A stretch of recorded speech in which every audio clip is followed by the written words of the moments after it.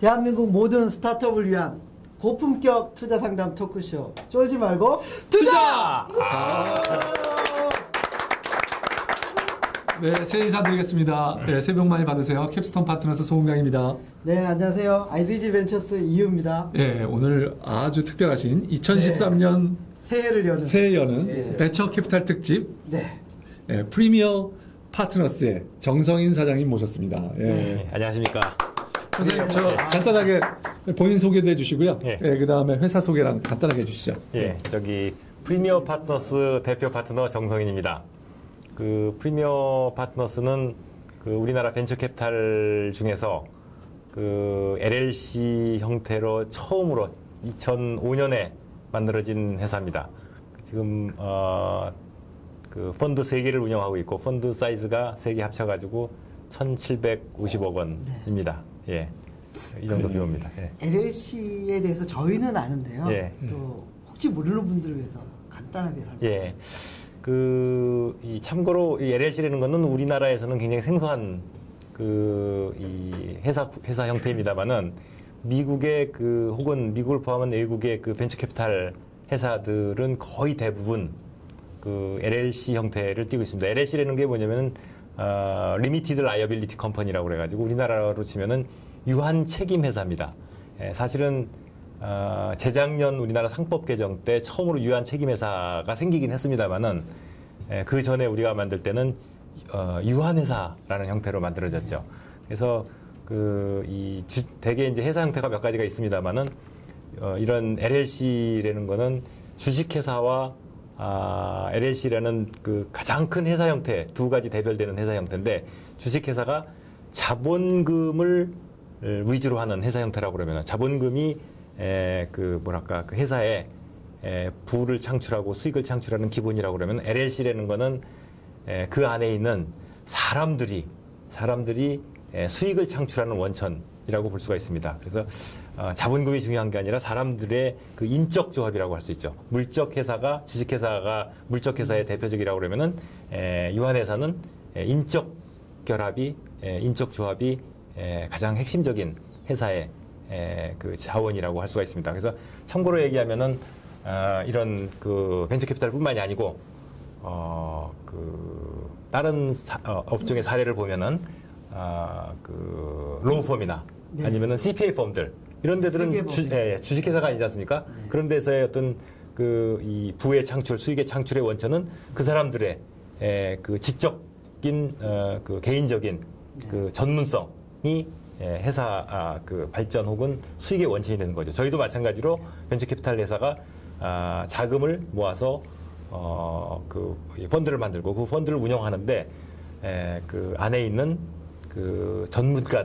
전문가들이 수익의 원천이다라고 해가지고 만들어진 회사라고 볼 수 있습니다. 알겠습니다. 좀 너무 길게 말씀드렸죠. 알겠습니다. 프리미어 파트너스가 우리나라 1등, 1호 LLC형 벤처 캐피탈이고요. 죄송합니다. 캡스톤이 3호입니다. 뭐 저희 3호기 때문에 끼어가는 걸로 끼어가고 있고요. 지금 저희 나라에 한 6개 정도가 지금 활동을 하고 있습니다.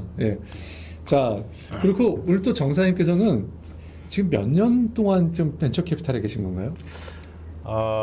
저는 81년 11월 1일자로 지금도 아직도 이제 활동하고 있는 KTB 네트워크. 거기에 전신이 옛날에 정부 투자기관인 한국기술개발 주식회사라고 있었습니다. 그게 81년 5월달에 설립이 됐었는데 KTDC 맞습니다. 코리아 테크놀로지 디벨롭먼트 컴퍼니. 그 회사가 81년 5월달에 설립돼가지고 죄송합니다. 81년도에는 제가 고등학교 3학년이었어요. 제가 초등학교. 이거 창피합니다. 사실 뭐 말씀 중에 죄송한데 개인적으로는 전 직장 선배님이셔가지고 거의 전설적인 분이셨기 때문에 영광입니다. 반갑습니다. 그래서 81년 11월 1일자로 제가 공채 1기로 그때 7명이 입사를 했는데 그 중에 한 명으로 입사를 해가지고 계속해서 그쪽 업계 KTB를 거쳐가지고 KTB에서 한 16년, 현대기술투자에서 한 2년 반, 그다음에 인터베스트에서 한 6년, 그리고 이제 프리미어 파트너스 창업해가지고 7년, 그래서 합해가지고 작년도 11월 1일자로 31주년이었습니다. 네. 네. 네. 근데 이제 문제는 뭐냐면은 초창기 KTB 시절에 한 10여 년 동안은 벤처캐피탈이 도입이 됐기는 했습니다만은 그 생태계가 완성이 안 돼 있었죠. 지금 뭐냐면 투자들은 했습니다만 정부 지원으로 그 예를 들어서 엑sit 마켓이 제대로 열리지 않았기 때문에 사실은 그때는 정부의 정책적 지원이 굉장히 줄을 이뤘고 민간 혹은 자발적인 이 자생적인 그 업종으로서는 자리 잡지 못했던 시절이죠. 그래서 실제적으로 투자를 해가지고 수익을 낸다 이런 개념으로 자생적인 그 벤처캐피탈 산업으로서의 그 근무 경험은 한 20년이 채 안 되는 그렇게 보시면 됩니다. 저기 정성인 사장님께서 그 신입사원으로 첫 직장으로 맞습니다. 벤처캐피탈을 그러면 그 당시에는 벤처캐피탈이 알려지지 않은 그런 그 분위기였잖아요. 그렇습니다. 직장으로서 어떻게 이쪽 업종을 선택하게 아마 월급을 좀 많이 줬을 것 같은 느낌이 들어요. 야, 눈치가 빠르네요. 맞습니다.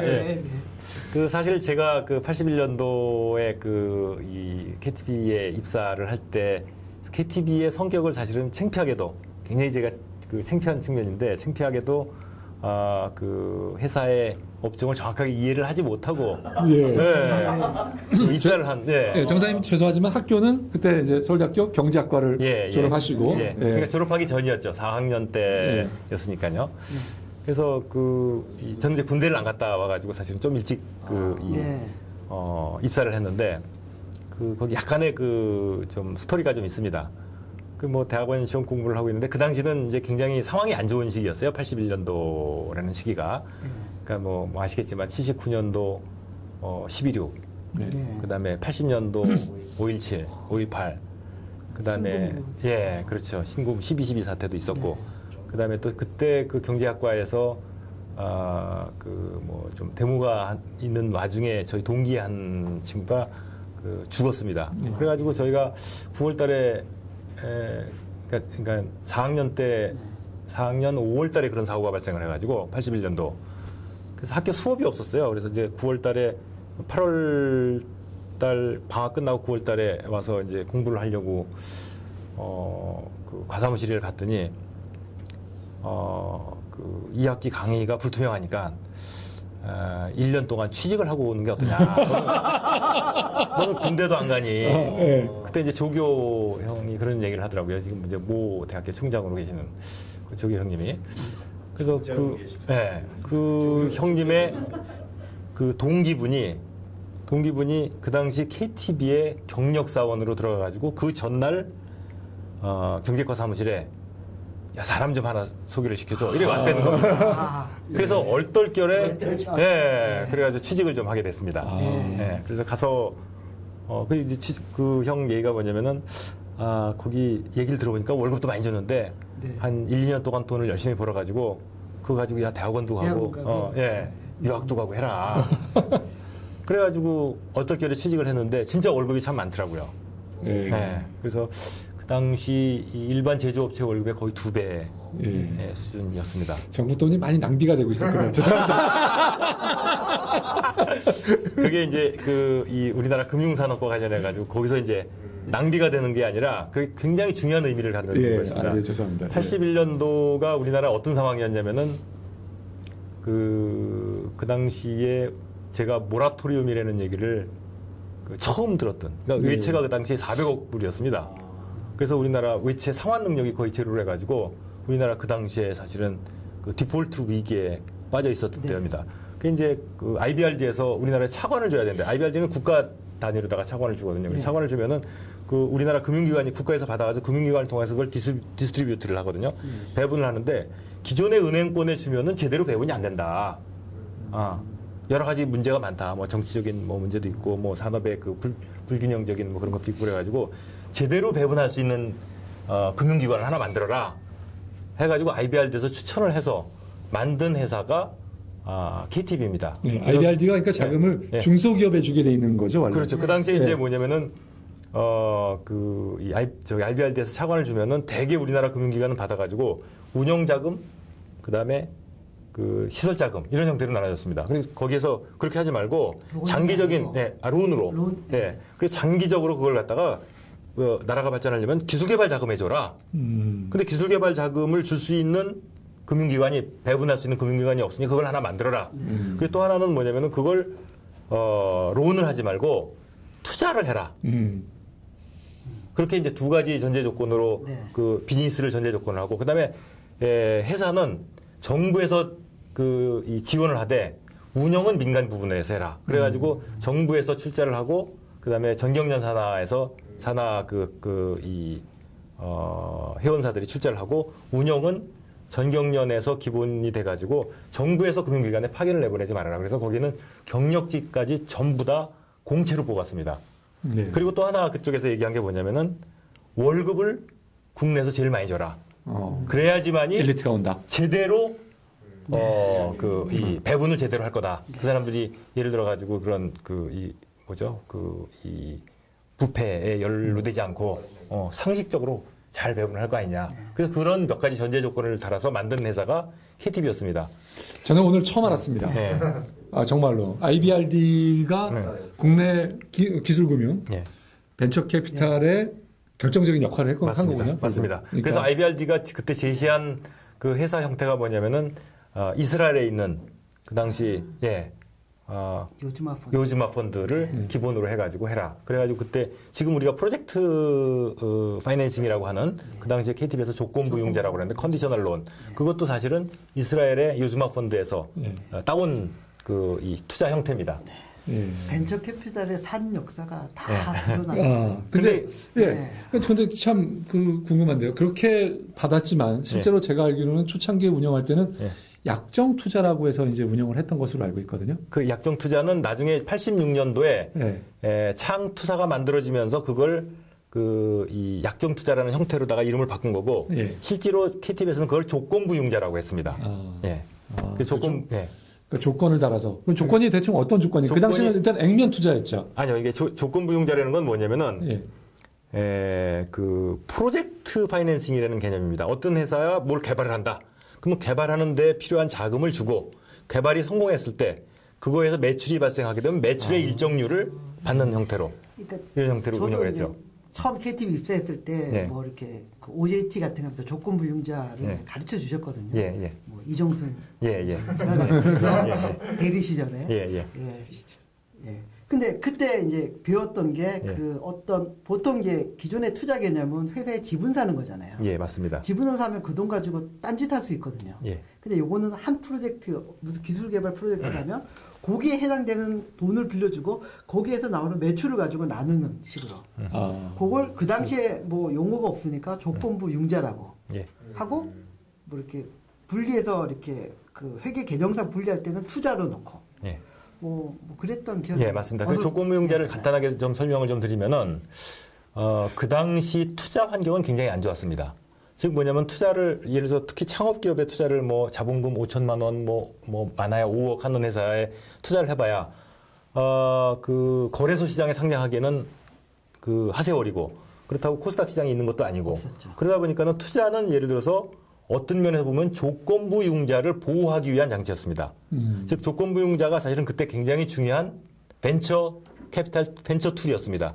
메인 투자 메인 투자죠. 그래서 조건부융자를 하면서 투자를 들어간 건 왜 그러냐면은 이 투자를 한 50% 정도 들어가는 경우가 많습니다. 그래가지고 거기에 경영권을 같이 쉐어를 하면서 이 조건부융자에 대해서 돈을 안 주면 우리가 경영에 관여를 해서 조건부융자에 대한 로열티를 해소하기 위한 툴로 사용을 한 겁니다. 그래서 우리가 흔히 아는 메디슨, 그다음에 카스, 뭐 이런 데들도 사실은 카스는 그 계량기 만들. 전자적으로 만든. 그런 데들도 투자는 5천만 원 들어가고 예를 들어 자본금 1억에 투자 5천만 원 그러면 거의 50% 아닙니까?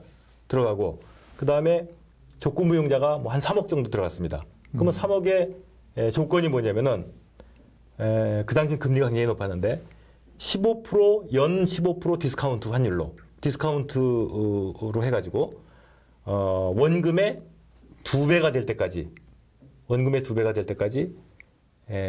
매출액의 3%를 받는다. 그리고 받고 나서 그 이후 5년간 20%를 받는다. 뭐 이런 식으로 했습니다.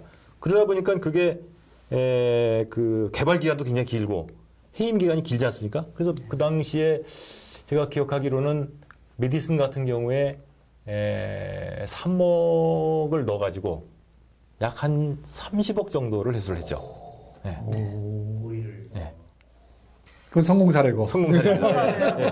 실패 사례도 많습니다. 예. 그렇게 해가지고 회사가 디폴트 나면은 예. 뭐 투자는 물론 이제 그 투자자금 날아가지만 그 조건부용의 자금도 통째로 날아가는 거죠. 예. 제가 신입사원 교육 받을 때 예. 그 이종성 부사장님이 예. 조건부용자 케이스로 또 그 사례로 든 게 첫 번째가 메디슨이었고요. 예. 두 번째가 아기공룡 둘리. 둘리 프로젝트에 예. 뭐 5억인가 투자해가지고 20억인가를 회수를 했어요. 예. 그러니까 그 당시에는 뭐 영화 프로젝트에 투자하는 게 없었거든요. 예. 근데 그걸 했던 게 아직도 기억이 납니다. 예. 그래서 거기에 익숙했던 저는 그 97년도에 제가 그 현대기술 투자가가지고 거기에서 일반 기업에 대해서 그 자동차 부품업체인데 새로운 아이템을 하겠다고 그래가지고 거기에 대해서 제가 조건부용자를 했죠. 그래가지고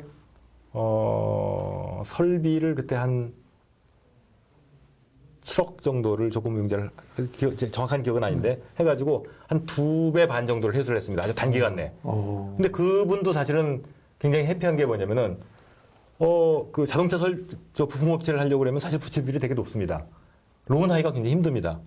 그래서 저희가 조건부용자를 하니까 설비를 확 갖출 수가 있었죠. 그거 가지고 한 2, 3년 내에 2~3배를 상환을 하고도 그 설비가 그대로 남아 있었기 때문에 그게 사업 성장의 기반이 되는 거죠. 지분 희석도 안 되고. 예, 그렇습니다. 예. 그런 장점이 있는 거죠. 그게 쭉 그 발전을 해가지고 현재 그 게임 산업에 프로젝트 파이낸스. 예. 지금 저희 회사도 지금 게임 업체 투자를 좀 하고 있습니다만은 프로젝트 파이낸싱을 많이 하고 있습니다. 게임, 영화 이런 맞습니다. 게 아주 그냥 보편화가 되어 있는 맞습니다. 그렇다면 30년 동안 이렇게 하시면서 처음에는 그 아까 말씀하신 조건부 투자를 하시다가 어느 시점에서야 배수 투자를 하게 되신 건가요? 아마 배수 투자의 역사를 그러니까 근데 많은 분들이 배수 투자를 헷갈릴 수 있으니까 좀 설명을 좀 드려야 될 것 같은데 그러니까 아까 약정 투자라는 거는 이제 조건이 달려서 어떻게 보면은 이거는 지분도 아니고 돈을 일종의 꾸어주는 형태죠. 돈을 보면 그러다가 이제 회수를 받는 형태인데 이제 회사의 지분으로 들어오기 시작한 게 언제이고 그다음에 그러고 나서 거기에 또 그 지분에 액면이 아니라 배수를 얹혀주기 시작한 건 언제쯤으로 그게 될까요? 그 우리나라 아니 처음에 이제 우리나라 처음 이제 벤처캐피탈 역사를 살펴보면은 사실은 벤처캐피탈이라는 용어가 처음 우리나라에 도입된 게 언제냐면은 82년도입니다. 제가 회사 취직할 때만 하더라도 회사에 벤처캐피탈이라는 용어가 없었어요. 82년도에 KTB에서 벤처캐피탈이라는 조그만 책자를 뭐 번역도 하고 해가지고 하나를 만들었습니다. 그게 우리나라에 처음으로 벤처캐피탈이라는 용어가 도입된 시기였습니다. 그 전에도 사실은 우리나라 벤처캐피탈과 관련된 회사가 있었습니다. 그게 뭐냐면 카이스트의 개발 결과를 기업하기 위해서 만든 회사가 K-Tech이라고 있었습니다. K-Tech. 그게 지금 아주 IB의 전신이죠. 맞습니다. 그래서 그게 그 회사가 있었습니다만 그거는 일반 기업을 대상으로 한 것이 아니라 키스트에서 개발한 결과를 갖다가 사업하기 위해서 투자를 해가지고 이제 그 기업화를 시켰는데 그게 뭐 중간에 이제 망해가지고 그 오양정밀인가 이런 데 투자를 했다가 자본금이 70억인데 100억 정도 까먹고 망했습니다. 그래가지고 뭐 그럴 수도 저는 있다고 생각을 하는데 그래가지고 그게 이제 기술 신보로 인수가 됐다가 지금 민영화돼가지고 아주 오래됐어요. 그게 74년도부터 했는데 그 당시부터 시작해서 85년도까지는 투자는 있었지만은 투자 회수는 없었습니다. 근데 이제 우리나라 증권 시장 중에서 일반 중소형주가 새로 상장해가지고 회수되는 최초의 시기가 언제냐면은 85년도입니다. 85년도에 그 현대자동차 주식이 쫙 뜨면서 주식시장이 많이 발전을 했습니다. 그래서 중소형 회사들이 상장을 해가지고 회수를 한다. 이런 개념을 이제 그때 처음으로 도입을 한 거죠. 그래서 그 당시에 KTB가 투자를 했던 기업 중에서 회수를 처음 회수했던 시기가 약 85년도라고 제가 기억을 합니다. 그 당시 그 한국컴퓨터, 한국상역에서 출발한 그런 회사, 그다음에 뭐 그런 내외 반도체, 뭐 이런 몇몇 개 회사들이 그 상장을 해가지고 이익을 가져줬죠. 근데 그때 그때부터 시작해서 아 투자가 돈이 되는구나 하는 걸 처음으로 알았죠. 근데 그게 아주 본격적으로 여러 사람들 다중들한테 투자하는 회사들한테 알려지기 시작한 건 언제냐면은 말씀하신 대로 그 이 배수 투자를 시작한 게 언제냐면 95, 6, 7년 경에 네, 우리나라 직전에 그 정도 시기에 우리나라 거래소 시장에서 중소형주들이 갑자기 급등한 때가 있었습니다. 그때 가산전자 뭐 이런 데들이 이제 배수 투자를 좀 받기 시작을 했죠. 그 당시에 처음으로 벤처캐피탈 회사들이나 아니면 일반 투자 회사들이 주식으로 투자를 한 것이 증권 시장을 통해서 자금이 회수된다. 그게 이제 처음으로 그때 95, 6, 7년도. 근데 이제 그게 생기자마자 97년도 말에 IMF가 터졌죠. 그래가지고 그거 전부 다 망했습니다.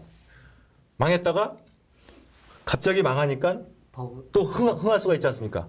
경기의 사이클이라는 게 뭐냐면은 한번 망하면 더 크게 흥할 수 있는 계기가 되기 때문에 그래서 99년도, 2000년도에 굉장히 큰 IT 벤처 호황이 왔죠. 네.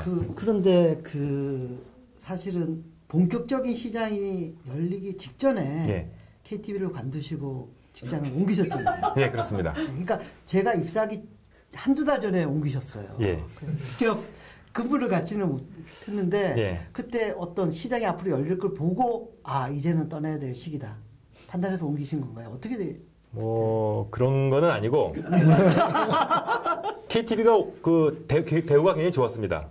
근데 이제 그 옛날만큼 좋지는 않았던 게 뭐냐면은 그 회사 설립 초기에는 우리나라에서 월급이 제일 많은 회사였는데 문제가 뭐냐면 정부가 대주주다 보니까 이 예산도 정부의 통제를 받게 됩니다. 그러면은 월급 인상률이 공무원 월급 인상률에 맞추게 됩니다.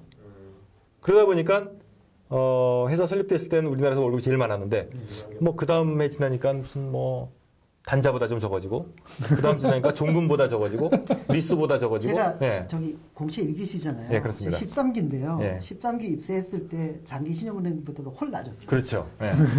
인상이 안 됐더라고요.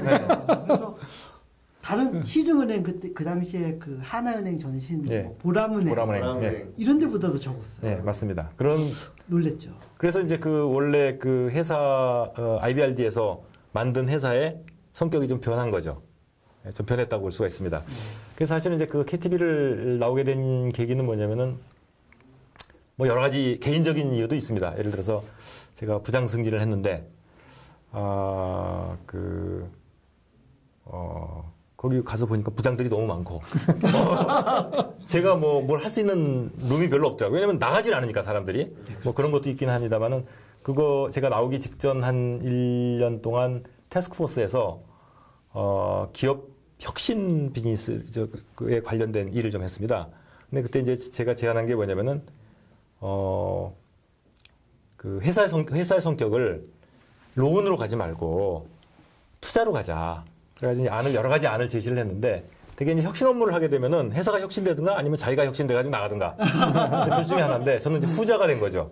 그래서 뭐 제가 제안한 여러 가지들이 잘 안 되더라고요. 그래서 이제 그거에 대한 근거를 제가 마련한 게 뭐냐면은 그 1년 동안 고민을 많이 해가지고 81년도부터 96년도까지 투자한 15년 동안에 KTB 투자의 그 히스토리를 제가 쭉 트레이스를 했습니다. 그래서 평균 누적 수익률을 계산을 했더니 마지막에 남은 거는 자산 가치로 해가지고 그 초창기에는 되게 액면으로 투자를 하지 않았습니까? 그 다음에 투자한 업체에 그 회사를 살리기 위해서 로운도 집어넣었는데 그것도 비용으로 다 대손 처리된 거 비용으로 다 처리를 하더라도 수익률이 약 한 17% 가까이 되더라고요. IRR 기준으로. 엄청나게 높은 건데요. 그렇다고 그러면은 이거를 전문화시키는 것이 맞다라고 그래서 제가 제안을 했는데 그게 이제 받아들여지지 않았죠. 그래서 결국 저는 투자를 하는 게 맞다라고 그래가지고 제가 KTB에서 나간 사람들이 그 앞전에도 많이 있었습니다만은 동종업계로 나간 사람은 제가 제일 처음으로 나왔습니다. 왜냐하면 그 당시까지만 해도 KTB는 그 동종업체에서 거의 제일 큰 회사였고 대우도 제일 좋은 회사였는데 이제 제가 어떻게 보면은 좀 대우를 좀 덜 받고 이쪽 동종업계로 나온 그런 형태가 됐죠. 네.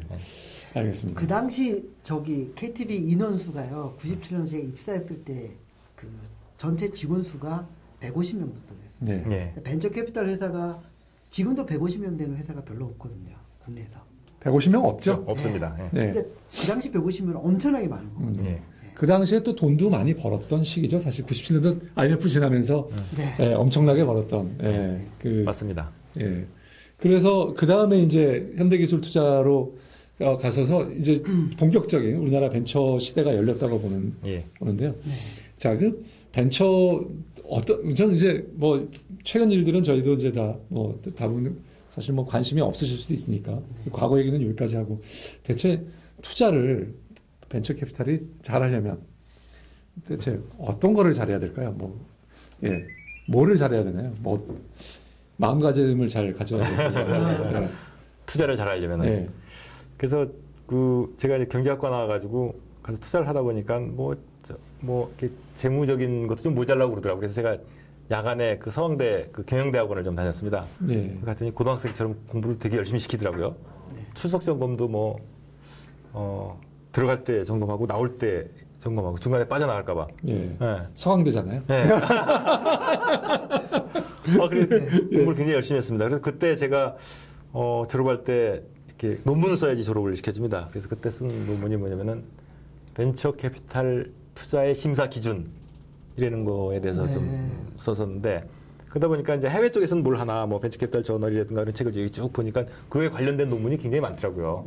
그래서 이제 지금은 다른 것도 있습니다만 가장 중요한 게 그거 아닙니까? 예를 들어서 제일 베이직한 게 뭐냐면은 프로덕트 앤 테크놀로지. 그 제품이나 기술의 경쟁력이 뭐냐. 이게 사실은 벤처 캐피탈 투자의 핵심이다.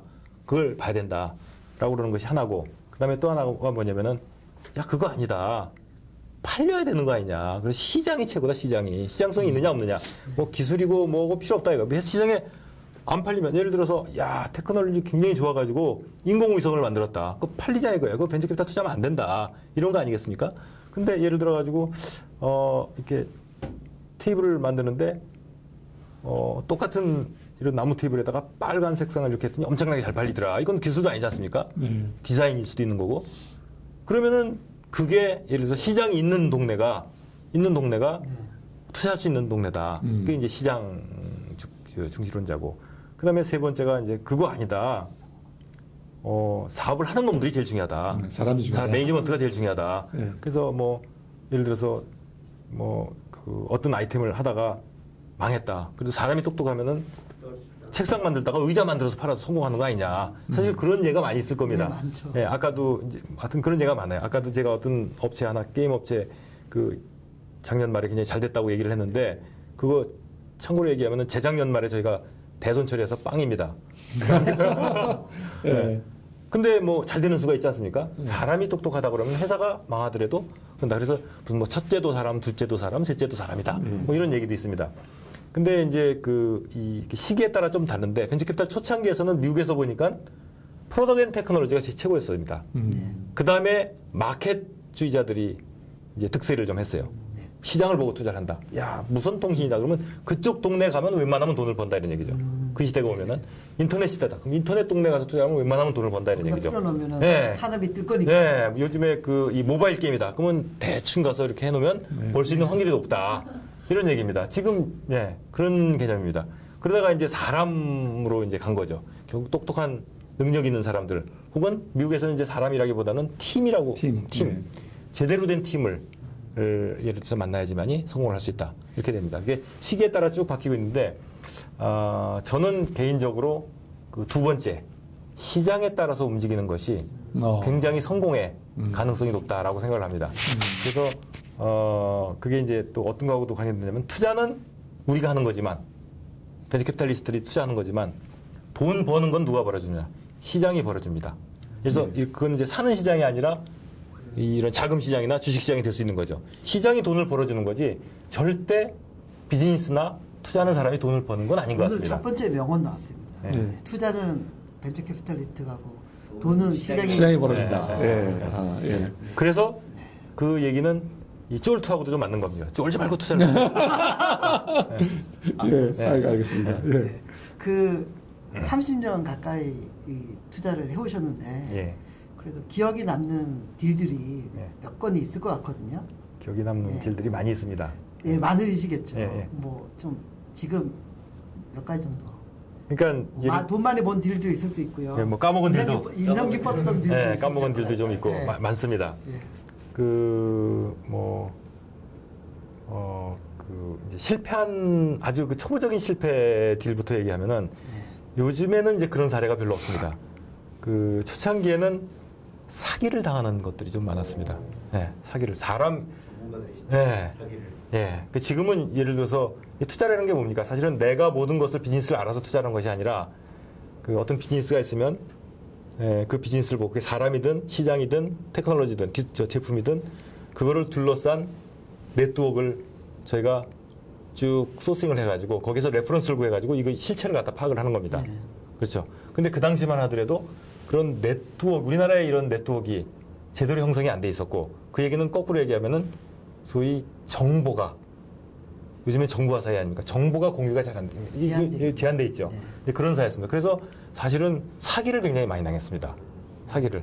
그래서 이 저하고 같이 투자를 했던 그 당시에는 이제 이 둘이 팀이 돼가지고 투자를 했습니다. 엔지니어링 백그라운드를 가지고 있는 사람하고 상경계 백그라운드를 가지고 있는 팀이 돼가지고 일을 했는데 저하고 같이 그 팀이 돼가지고 제가 이제 회사 처음 들어가지고 얼마 안 돼가지고 같은 우리 담당 과장이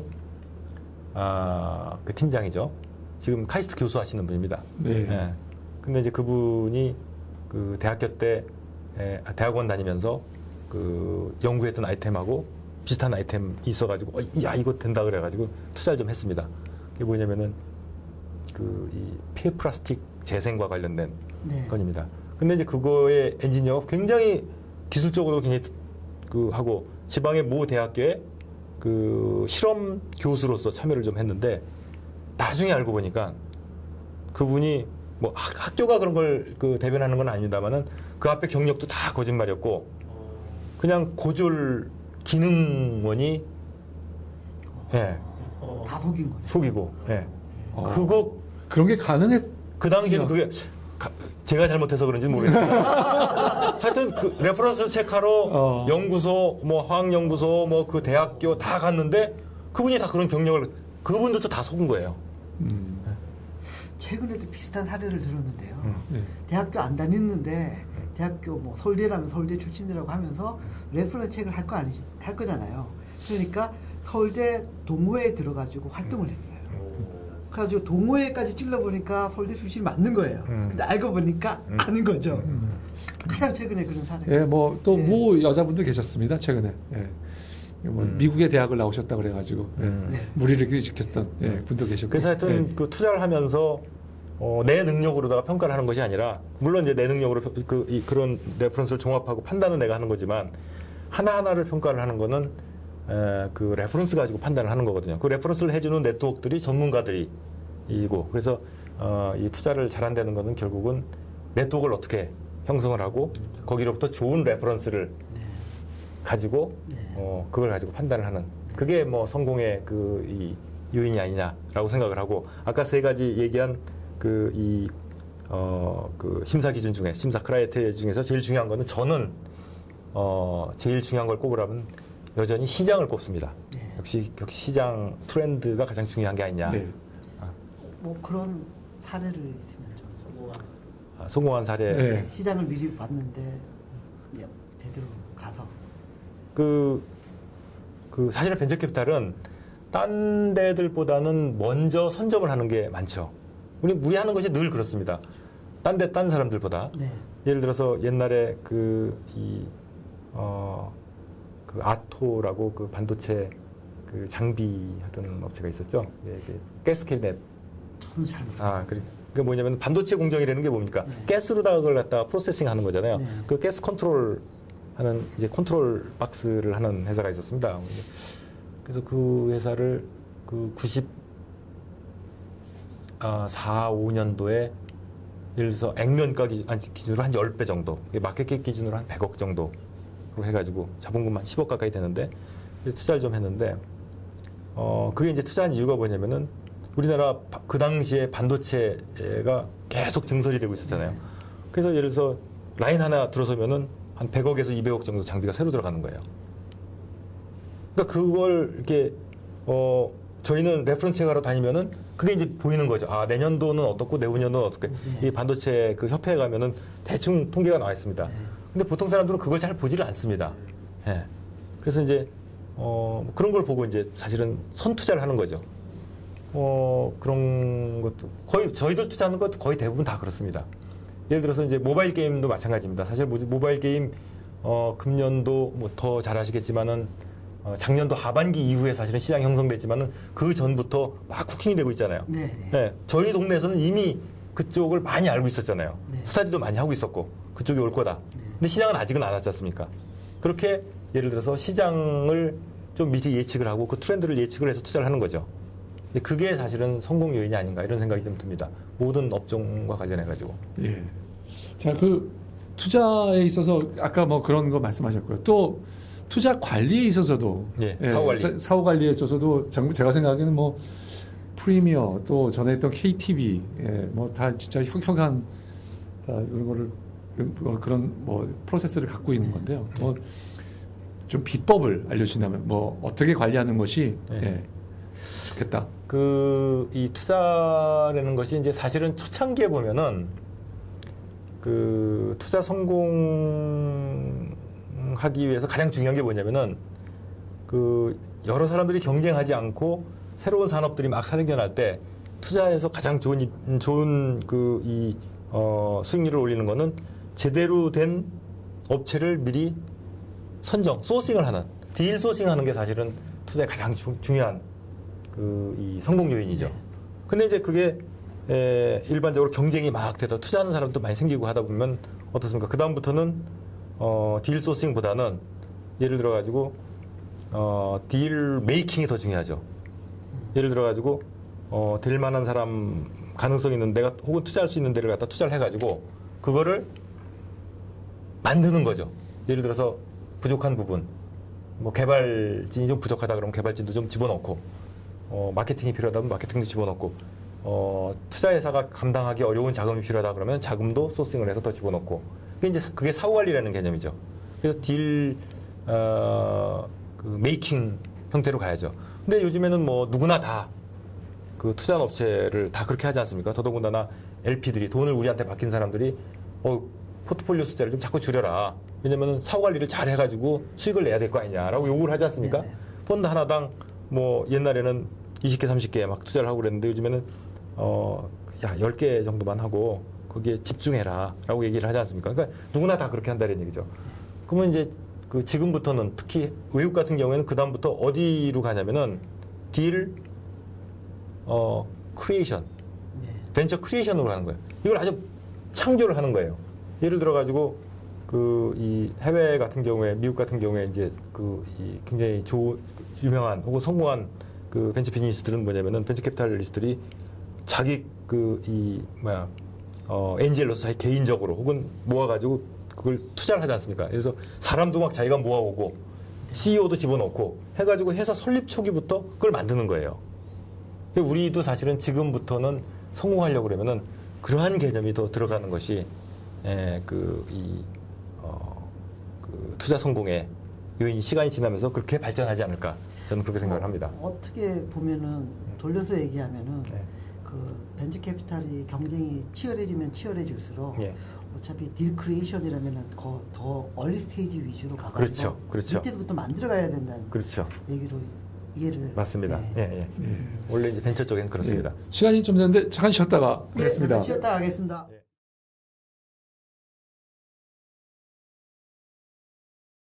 네, 깔때기 타임이 돌아왔습니다. 오늘 굉장히 점점 사람이 줄고 있는데 쉬었다 해서 지금 저희가 2주 만에 하거든요, 사실은. 3주 만에. 3주 만이고 새해 첫 촬영이죠. 감이 조금씩 회복되고 있는데. 저희가 이렇게 하다 보니까 굉장히 소수가 와주셨는데 저희가 따뜻하고 좋습니다. 그렇죠. 방송은 점점 많은 분들이 보고 계시죠? 그렇죠. 참석은 좀 잘하시지만 지금 많이 보고 계십니다. 그리고 저희가 공개 방송을 하는 게 이번에는 구글. 구글에 용감한 콘서트와 같이 하고 있는데 네네. 용감한 콘서트가 구글의 후원을 받아서 1월 마지막 주 화요일에 네. 1월, 2월은 1월 마지막 주 화요일이고 네. 3월부터는 아마 두 번째 주 네, 주와 화요일로 알고 있습니다. 네. 행사 관계로. 그래서 그 강남 파이낸스 센터에 구글 본사 회의실에서 할 예정. 고정적으로 1년 동안 합니다. 예. 장소 확정 1년. 예. 많이 좀 사랑해 주십시오. 예, 그래서 근데 구글에 사는 게 조금 걱정이 되네요. 예, 구글의 후원을 받는데 이 구글을 또 우리가 욕할 수가 없잖아요. 그게 제가 적당한. 왜 저한테 맡기세요? 저는 좀 그러면 이렇게 좀 페이버를 하고 역할을. 예, 구글의 지금 대표도 또 제 친한 후배가 있기 때문에 제가 이해가기가 없기 때문에.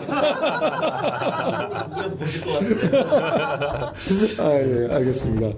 예, 다시 이제 그 우리 정사님 저희 재밌는 얘기를 너무 많이 들어서요. 저희가 뭐 간단하게 질문을 받고 또 질문도 답도 조금 짧게 해주시면 좋겠습니다. 알겠습니다. 자, 질문. 하겠습니다. 아까 쉬운 질문부터 그 성공하신 사례는 좀 이렇게 정리해서 얘기 안 해주셨는데 혹시 소개해 주실 만한 투자에서 성공했던 사례? 예, 가장 크게 성공한, 가장 큰 성공 사례 뭐 한 가지만 얘기해 주시죠. 이 성공한 사례들이 그 어느 걸 이제 성공 사례라고 이렇게 금액이 큰 거. 금액이 큰 거. 네.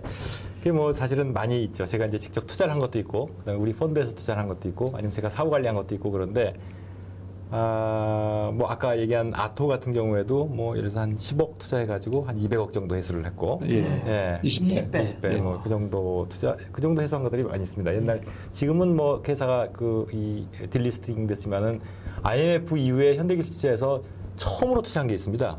그러니까 그 IMF 지나 98년 1월달에 투자를 했으니까 그 업계에서는 제일 먼저 3억을 투자를 했습니다. 너무 작게 투자를 했는데 어디에? 유니와이드라는 그 서버 만드는 업체인데 그게 상장을 해가지고 갑자기 그때 시장이 굉장히 좋아졌죠. 90닷컴 부분 네, 맞습니다. 그래서 3억 투자해가지고 뭐 그 250억 정도 뭐 회수를 한 걸로 제가 서버 만드는 회사예요. 뭐 그 당시는 뭐 그런 사례들이 비일비재했습니다. 그거는 거의 한 80배.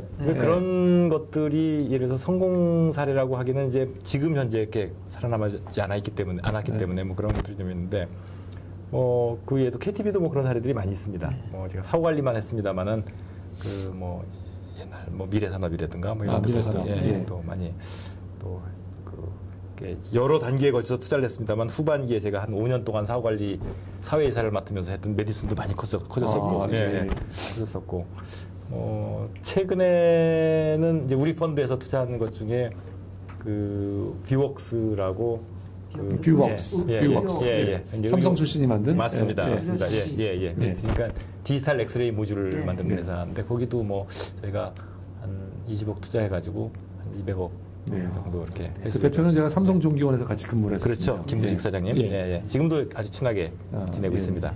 뭐 그런 사례들이 굉장히 많습니다. 뭐 IPO 시킨 게 제 펀드 혹은 제가 투자해서 IPO 시킨 게 한 50개 정도는 되는 것 같습니다. 50개 넘는 것 같습니다. 정말 대단합니다. 상장된 기업이 코스닥에 상장된 기업이 한 1000여 개 되거든요. 그 중에 50개면은 5% 정도 어마어마한 수치. 그러니까 정말 잘해서 그런 게 아니라 오래 있었기 때문에.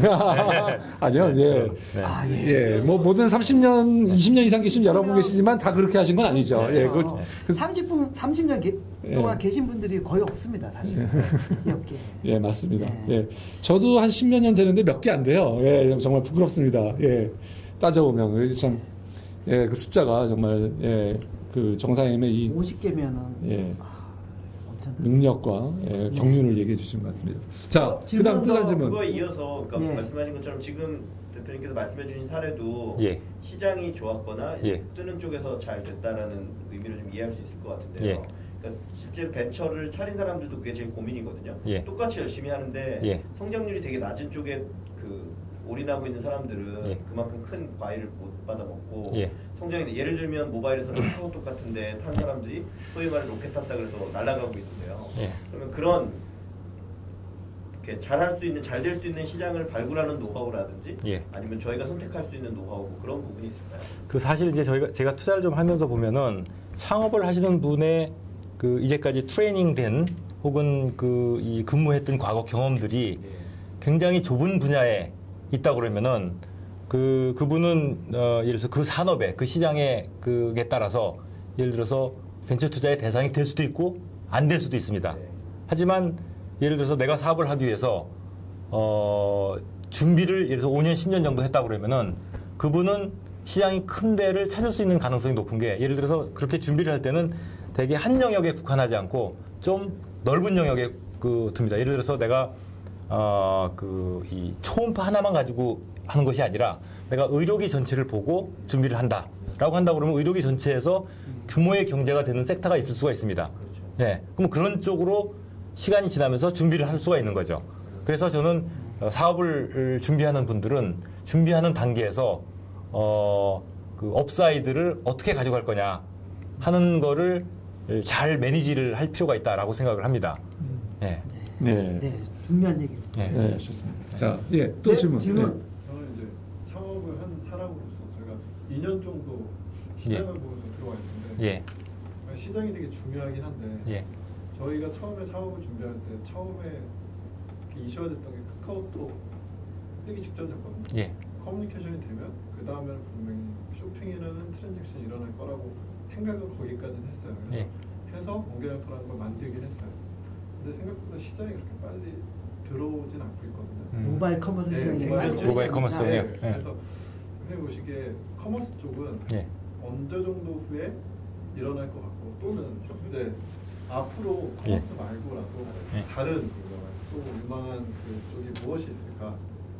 모바일뿐만이 아니라 인터넷 비즈니스에서 인터넷 비즈니스 특히 콘텐츠 관련해 가지고 이 규모의 경제가 되는 부분에 대해서 저희들 고민을 굉장히 많이 해왔습니다. 그래서 사실은 콘텐츠 관련해 가지고 제일 먼저 돈이 될 분야가 뭐냐. 그래서 누구나 알다시피 게임 분야가 사실은 그 첫 번째였습니다. 그 다음에 그 게임 이전에는 뭐가 있었냐면은 보안 분야였습니다. 보안 분야. 그 다음에 그 이후에 사실은 상거래. 그 다음에 광고. 이런 순서로다가 이렇게 쭉 저희가 그걸 체크를 좀 했었는데 상거래 시장은 지금도 여전히 이미 성공한 섹터라고 지금 생각을 합니다. 다만 말씀하시는 거 각 모든 섹터가 예를 들어서 이 버티컬 시장들이 다 상거래가 성공할 거냐? 저는 그렇다고 생각은 안 합니다. 저도 최근에 예를 들어서 이 상거래 관련된 이 투자를 한 3군데 정도 했는데 기본적으로 상거래 관련된 인프라 그런 게 있지 않습니까? 그렇죠. 그다음에 아니면은 지금 저희가 투자한 거는 심플렉스 인터넷, 카페24 같은 그런 것도 하나의 이를테면 인프라 비즈니스거든요. 그런 데는 여전히 이 성공 가능성이 있다고 생각을 합니다. 다만 이제 버티컬 시장은 조금 좀 다르다고 생각합니다. 예를 들어 가지고 무슨 뭐 서점이라든가 무슨 의류라든가 무슨 뭐 최근에 저희가 이제 검토를 했던 의류 중에서도 뭐 구두 시장 무슨 뭐 여러 가지가 있습니다. 근데 그거는 개별적으로 저희가 판단을 굉장히 고민을 해야 된다고 생각을 합니다. 그래서 상거래가 예를 들어서 규모의 경제가 된다고 해서 모든 섹터가 다 되는 건 아니다라고 저는 말씀을 좀 드리고 싶습니다. 알겠습니다. 더 아까 말씀하신 질문. 그 시장을 먼저 보고 투자하신다고 하셨는데 저는 이제 배우는 학생이다 보니까 이론은 이제 어느 정도 알는데 실무에는 지식이 없어서 여쭤보고 싶은데 그 이론상으로는 다양한 인더스트리랑 섹터에 투자를 해야 리스크가 미니마이즈 된다고 하는데 그 한 시장에 투자하신다는 게 어떤 의미인지 그게 이제 어떤 개념이냐면은 벤처 캐피탈은 기본적으로 펀드 매니지먼트 컴퍼니라고 볼 수가 있습니다. 즉 펀드를 운영합니다. 하나를 투자를 해가지고 그걸 가지고 수익률을 내는 것은 사실은 큰 의미가 없습니다. 즉 내가 운용하는 펀드의 평균 수익률이 얼마가 되느냐. 펀드 전체 수익률. 그렇죠. 그게 굉장히 중요합니다. 그래서 벤처 캐피탈도 기본적으로 자산 운용업의 하나고 금융의 한 섹터입니다. 그래서 제일 중요한 건 뭐냐면은 이제 경제학적으로 보면 시장의 무위험 수익률이라고 그러죠. 그러니까 예를 들어 예금 금리를 비트하는 것이 굉장히 중요합니다. 그걸 안정적으로 특히 벤처 캐피탈 같은 경우에는 라이프 사이클이 길기 때문에 5년이면 5년, 10년이면 10년 꾸준히 이 펀드가 예를 들어서 뭐 10%를 수익 냈다 그러면 연간 10%로다가 5년, 10년 동안 냈다는 걸 의미하는 거거든요. 굉장히 중요합니다. 그래서 개별적으로 이게 10배가 수익이 났나, 뭐 2배가 수익이 났나 하는 것도 그게 전체 승리를 끌어올리는 역할도 하지만 까먹지 않는 것도 굉장히 중요합니다. 그런 개념에서 저희 모든 금융은 투자는 포트폴리오라는 개념이 굉장히 중요합니다. 근데 이제 한국에서는 예를 들어 미국 같은 경우에는 이 비즈니스가 미국을 상대로 비즈니스를 하는 경우는 거의 없습니다. 월드와이드 마켓을 상대로 합니다. 그렇기 때문에 각 조그만 아이템 하나하나도 이 시장 규모가 굉장히 큽니다. 예를 들어서 무선사업, 무선통신사업 그러면은 무선통신사업 자체 안에 여러 가지 섹터가 많이 있습니다. 그 무선통신사업 하나만 가지고도 예를 들어서 포트폴리오 구성하는데 어려움이 없습니다. 근데 한국은 시장 자체가 좁고 한국에 있는 업체들이 예를 들어서 타겟으로 하는 시장이 개별적으로 월드와이드 마켓을 대상으로 하는 업체들이 별로 없습니다. 한국 시장을 상대로 하거나 아니면 외국 시장을 상대로 하는 대기업을 상대로 해가지고 영업을 하는 데밖에 없기 때문에 특정한 업종 하나만 투자를 해가지고는 이게 성공할 가능성도 높지만 까먹을 확률도 굉장히 높거든요. 그렇다고 그러면 그거는 포트폴리오 정책에 어긋납니다. 그래서 한 업종을 유심히 보되 한국에서는 여러 업종을 한 펀드에 담아내는 것이 필요합니다. 굉장히 어렵다 이런 얘기죠. 한국에서는. 미국에서는 전문가들 몇 명 모여서 포트폴리오 구성할 수 있는데 한국은 전문가 몇 명이 특정한 섹터의 전문가 몇 명을 구성을 하게 되면 포트폴리오 구성하기가 어렵다 이런 얘기죠. 그 얘기는 산업의 두께가 좀 얇다는 얘기죠. 우리나라는. 그래서 투자하기가 굉장히 어려운 상황입니다. 포트폴리오 여러 군데를 구성해야 된다는 얘기예요. 제가 시장을 굉장히 중시하는 이유는 개별 이 특정한 프로젝트의 심사 기준을 뭘로 하느냐, 그 내부 기준을 뭘로 하느냐의 문제지 그 하나 시장이 결정됐다고 해서 거기에 올인해가지고 거기에 몰빵을 해가지고 포트폴리오 정책을 위배하라는 얘기는 아닙니다.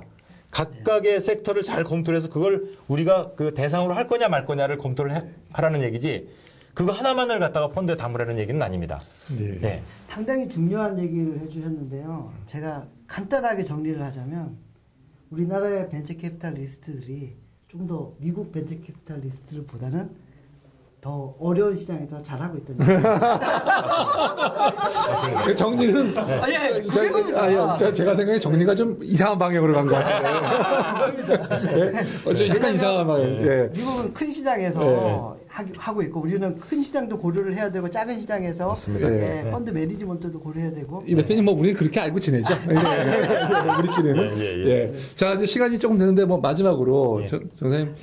저 질문이 좀. 하시죠.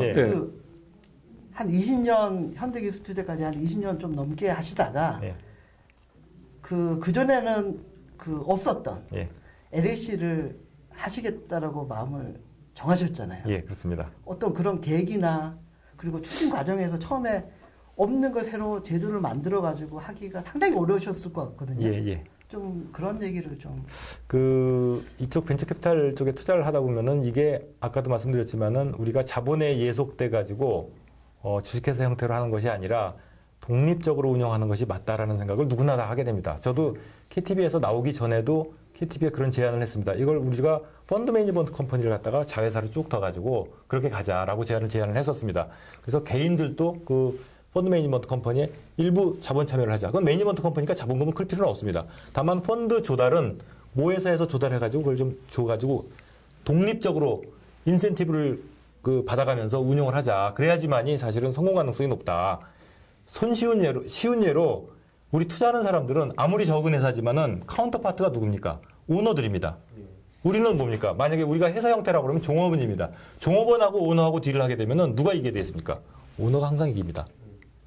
그러니까 우리 투자하는 사람이 내 돈과 같은 오너십을 갖지 않고 이 딜을 하게 된다고 그러면은 항상 지게 돼 있습니다. 자본의 속성이 그렇죠. 예, 그렇습니다. 예, 그렇기 때문에 이런 이 펀드 매니지먼트 컴퍼니, 벤처 캐피탈리스트는 독립성을 가지고 해야 됩니다. 그래서 그때부터도 그런 생각을 쭉 해왔는데 제가 독립하기 전에 정부에서 이런 LLC라는 제도를 만들었습니다. 한 3년 전에 만들었는데 그 앞에 한 두세 번 정도 시도를 했었어요. 근데 사람들이 잘 못했죠. 네. 그래서 제가 나와가지고 다행히 운이 좋게 펀드를 결성을 할 수가 있었습니다. 그러니까 한번 결성을 하니까 그걸 가지고 이제 몇 분들이 이제 따라서 이렇게 좀 같이 우군이 돼가지고 같은 하나의 산업을 지금 형성해 나가는 중입니다. 지금은 6개밖에 안 됩니다만은 늘 말씀드리지만은 이 라이프 사이클이 이쪽 동네는 길기 때문에 한 사이클이 거의 5년, 10년입니다. 그렇기 때문에 아직도 초기 단계고 앞으로 이런 이 전문가형 벤처 캐피탈의 이 산업이 앞으로 좀 많이 커갈 거로 생각을 합니다. 우리나라에 외국으로부터 이렇게 직접 들어와가지고 재경부에서 만든 바이아웃 PF 같은 경우에는 거의 대부분이 이런 LLC 형태로 지금 운영이 되고 있습니다. 실질적으로. 자, 또 대표님. 질문 한두 가지 정도는 더 있는데 하나만 더 하자면요. 그 벤처 캐피탈을 이제 운영을 하다 보면은 자꾸 큰 펀드를 만들고 싶어지거든요. 자본의 효율을 생각할 수도 있고, 그 다음에 그 포트폴리오가 많아봤자 골치만 아프고, 사람도 더 뽑아야 되고, 여러 가지 문제가 있을 수 있으니까 큰 규모로 가고 또 큰 규모로 가게 되면 또 PEF로 가고 싶고, 맞습니다. 그런 현상이 일어나거든요. 어떻게 가는 게 회사 벤처 캐피탈 LLC가 됐든 간에 성장 과정에서 어떻게 가는 게 바른 길인지. 저도 그게 사실은 굉장히 고민스럽고 우리 업계에서도 늘 그게 고민입니다. 하지만 가장 중요한 건 뭐냐면은 이런 프라이빗 에쿼티라는 거는 퍼블릭 에쿼티하고 달리 제일 중요한 게 비즈니스를 저희가 보고 판단을 하는 겁니다. 예를 들어 가지고 다른 론이나 이런 것들은 되게 이제 담보 대출을 한다거나 아니면 지금 우리나라에서 PF들 대부분 큰 데들이 하는 스트럭처링 딜 같은 경우에는 비즈니스를 보지 않는 거거든요. 업사이드도 거의 없고 다운사이드만 자꾸 막으려고 합니다. 금액이 크다 보니까. 그렇죠. 그렇게 해가지고는 사실은 제대로 된 프라이빗 에쿼티를 할 수가 없습니다. 프라이빗 에쿼티는 기본적으로 특히 기업 금융에 있어서 프라이빗 에쿼티는 업사이드를 저희가 공유를 해야 됩니다. 대신 어떤 형태든지 하이 리스크, 하이 리턴이기 때문에 하이 리턴을 보려고 그러면 다운사이드를 어느 정도 쉐어를 할 수밖에 없습니다. 그러려고 그러면 제일 중요한 게 뭡니까? 비즈니스를 보고 판단을 해야 되는 겁니다. 그러려고 그러면은 저희가 자꾸 큰 데로 나가게 되면 스트럭처링 딜을 하는 수밖에 없기 때문에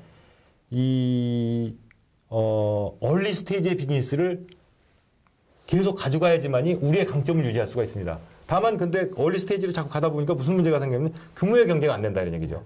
더더군다나 타임 페이백 피리어드가 해수 기간이 너무 길다 보니까 LP들이 저희한테 돈을 대는 프라이머리 인베스터들이 별로 좋아하지를 않아요. 근데 그걸 어떻게 좋아시킬 거냐 하는 것은 지금도 이제 투자회사들이 창투사들이 이런 벤처 펀드와 PE를 갖다가 유기적으로 지금 같이 운영을 하고 있는데 그런 차원에서 솔루션을 찾아야 된다고 저는 생각을 합니다. 펀드 내에서 하는 수도 있고 펀드를 달리해서 할 수도 있고 아니면은 이런 지배구조 자체를 갖다가, 엔티티를 약간, 서로 간에 이 정보를 공유를 하고, 투자를 공유를 하면서 엔티티를 좀 달리해가지고, 이런 비즈니스를 계속, 파이어를 치고, 비즈니스를 계속해서 볼 수 있도록 하는, 즉, 얼리 스테이지를 계속해서 할 수 있는 그런 시스템을 갖추는 것이 사실 굉장히 중요한데, 그게 뭐다라고 하기에는 저도 아직 고민이 덜 끝난 상태입니다. 굉장히 중요한 부분이죠. 자, 그러면 저희 이제 마무리를 해야 될 것 같은데요. 선생님 후배들 그리고 또 벤처 캐피탈에 관심이 있거나 하려고 관심 있는 또 젊은 친구들에게 이런 조언을 해주고 싶다면 앞으로 벤처 캐피탈을 계속해서 하고 싶은 친구들에게 어떤 조언을 이제 벤처 캐피탈 쪽을 이렇게 하시고자 하는 분들도 그렇고, 벤처 비즈니스를 하시는 분들도 그렇고, 저는 좀 길게 봤으면 좋겠어요. 여러 번 강조합니다만은 벤처 캐피탈 비즈니스가, 기본적으로 라이프 사이클이 깁니다. 단기간 내에 승부를 내는 비즈니스가 아닙니다. 더더군다나 거기에 내가 전문가로 크려고 그러면은 적어도 한두 사이클은 거쳐야지만이 내가 전문가가 되는 거 아니겠습니까? 경험을 어느 정도 하는 거다 이런 얘기죠. 투자부터 시작해서 그래서 엑시트에 이르기까지. 근데 그게 사이클이 예를 들어서 10년이다 그러면은 두 사이클 거면 20년입니다. 그러니까 그게 오래 걸린다는 얘기죠. 장기적인 게임이라는 걸 가지고 준비를 하는 것이 굉장히 중요하다고 생각합니다. 다만 장점은 그렇게 준비를 해가지고 내가 엑스포트가 되면은 굉장히 오랜 기간 동안 요즘에 우리 오래 살지 않습니까? 그렇기 때문에 오랫동안 일할 수 있는 이건 굉장히 장점이거든요. 비즈니스도 마찬가지라고 생각합니다. 벤처 기업을 하시는 분들도 너무 짧게 생각을 하지 말고 좀 길게 보고 비즈니스를 좀 준비를 하시는 게 굉장히 중요한 것 같아요. 그 점을 제가 좀 한번 말씀을 좀 드리고 싶습니다. 알겠습니다. 저도 좀 길게 보겠습니다. 앞으로 길게 봐야지 좀 오래 사는데 올해까지 저 일을 하려고요. 아무튼 오늘 너무나 좋으신 말씀 진심으로 감사드립니다. 오늘 새해 초에 저희가 너무 많이 배웠습니다. 저도 아주 오늘 이런 말씀 그렇게 같이 만나 뵙고 이런 얘기를 좀 할 수 있게 돼서 너무 좋습니다. 감사합니다. 자, 우리 쫄지 말고 투자하라. 그 애청자 여러분, 2013년 새해 복 많이 받으시고요. 새해 복 많이 받으십시오. 저희 마무리하겠습니다. 감사드립니다. 마무리하겠습니다.